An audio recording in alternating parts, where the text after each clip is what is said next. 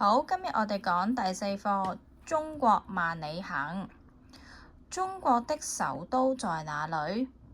樂兒的家人打算到中國內地旅遊。以下哪些城市曾經是古代中國的首都？這些城市在中國的什麼位置？我們一起到中國內地旅遊吧。到首都去好嗎？古都巡禮：一、西安城牆；二、北京故宮；三、洛陽定鼎門；四、南京中山門。以上哪個城市是現今中國的首都？而家中國嘅首都就喺北京。北京有好多唔同嘅景點，其中一個就係故宮啦。中國的首都是中央人民政府的所在地，那裡經常舉行什麼活動？北京頭先講咗啦，北京係中國嘅首都，首都會有啲咩活動啊？有咩地方啊可以舉行唔同活動呢？例如一、人民大會堂；二、天安門廣場，天安門廣場呢就會有升旗禮嘅；四、中國首都曾經舉行什麼重要的國際活動？例如2008年奧林匹克運動會啦，跟住仲有中非合作論壇等等。五、北京最近有什麼消息？面對什麼問題？睇睇以下嘅新聞喎，例如北京奪得2022年冬奧主辦權，成為歷來首辦夏冬奧城市。佢有冬天同埋夏天嘅奧運會嘅。咁北京呢個地方舉行過夏天奧運會同埋冬季嘅奧運會㗎。持續重度霧霾，人民高呼首都不見了，霧霾啊，好多霧啊，令到咧睇唔到嘢啊。小總結：北京是中國的首都，經常舉行重要活動。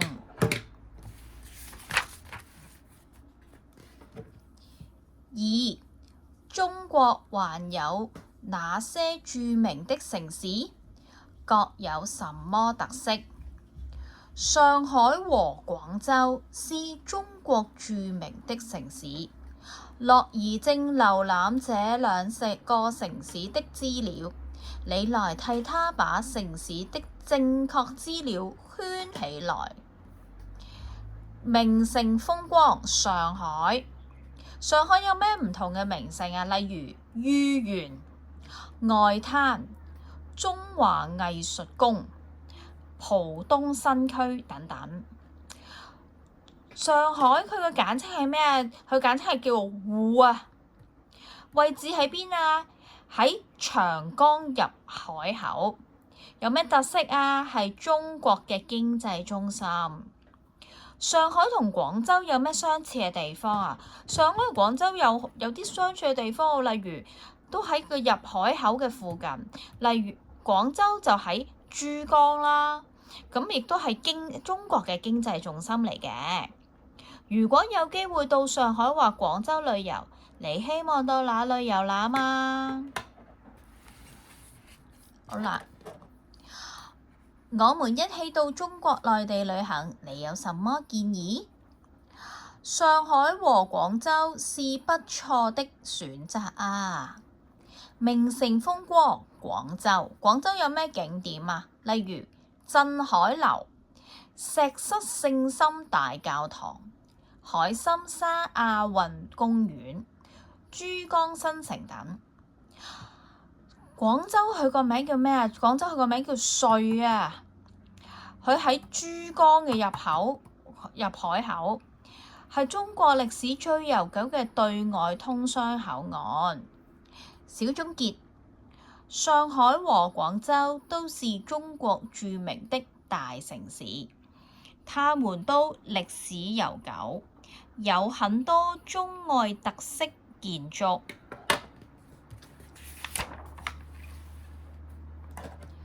中國有哪些名勝古蹟？仔細觀察以下名勝古蹟的照片，說出這些景點吸引遊人的地方。A. 西安兵馬俑。 B. 四川臥龍國家級保護區。 C. 貴州黃果樹瀑布。 D. 洛陽龍門石窟。 E. 雲南麗江古城。麗江古城裏面有啲乜嘢？有唔同嘅少數民族，其中一個咧就係叫做納西族啦。F. 桂林象鼻山。仲有 G. 福建土樓。這些古蹟名勝都具有自然同文化價值，要愛護它們啊！媽媽都曾經去過唔同嘅景點㗎喎，例如媽媽去過兵馬俑啦、麗江古城啦，媽媽都有去過睇嘅。施安樂兒和家人的説話，猜猜他們喜歡哪些景點？把這些景點的代表字母填在橫線上，可以多一個喎。爸爸就話啦：我喜歡山水風光，佢中意山水風光喎。咁喺呢個圖咁多個圖，有邊個係山水風光㗎？例如 C 貴州黃果樹瀑布啦，E 雲南麗江古城啦，F 啦桂林象鼻山啦。好啦，樂兒就話啦：我希望觀賞動物，有邊度可以睇動物㗎？就係四川臥龍國家級保護區，可以睇咩？熊貓啊！媽媽就話啦：我喜歡觀賞特色建築，特色建築有邊度啊？例如有麗江古城啦、龍門石窟啦，仲有福建土樓都係嘅。媽媽祖母就話啦：我想了解風土人情。風土人情我哋可以去邊啊？例如可以去麗江古城啦。4. 我們要怎樣愛護名勝古蹟？呢度就講啦，山西千年石窟佈滿刻字塗鴉。旅客遊覽呢個石窟嘅時候，做咗啲咩唔啱嘅嘢啊？就係寫咗字啦、塗鴉啦。咁對石窟帶來有咩影響啊？就係破壞咗佢嘅自然人文景觀啊！咁我哋參觀古蹟時候應該點做？我哋就好好咁欣賞佢啦，愛護佢啦。小總結：中國有很多名勝古蹟，大多都是珍貴的自然或文化遺產，我們要好好愛護。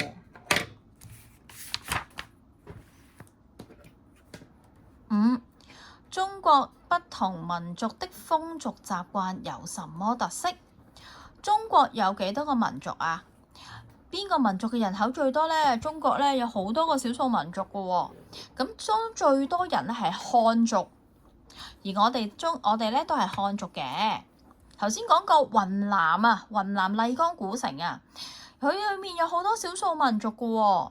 樂兒建議家人到當地旅遊，觀察圖片，説出雲南省嘅少數民族服飾同埋習俗有咩獨特嘅地方喎。例如白族咧係白色衫嘅，咁佢哋出名啲咩？佢哋有手工嘅就係雕刻啦，同埋佢嘅節日就有3月佳嘅。仲有藏族啦，佢哋嘅食物叫五色糯米飯，節日就叫過墟節。仲有苗族啦，苗族你睇下佢啲衫好靚嘅喎都，佢哋嘅節日就叫做花山節，有一個好特別嘅樂器就叫盧生啦。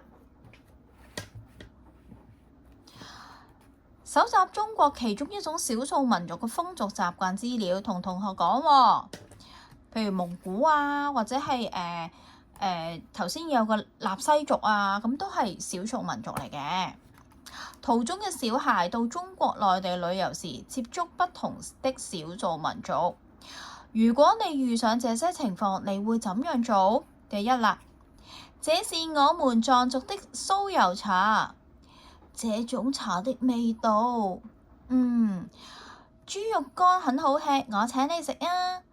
我們回族不吃豬肉㗎。佢就一齊請咗啲我哋當地嘅嘢，但係咧有啲可能我哋唔食啦，或者人哋唔食嘅嘢，咁我哋要尊重佢哋嘅文化同埋生活習慣嘅。本課總結：北京是中國的首都，是中央人民政府的所在地，不少重要的活動都在這裡舉行。中國有不少大城市，例如上海和廣州，它們都有具特色的建築。中國國土廣闊，擁有美麗的自然和文化遺產。我們旅遊時要愛護珍貴的名勝古蹟。中國由56個民族組成，每個民族都有獨特的地方，我們要尊重不同民族的風俗習慣。好啦，今課就講到呢度啦，我哋下次再講啦，拜拜。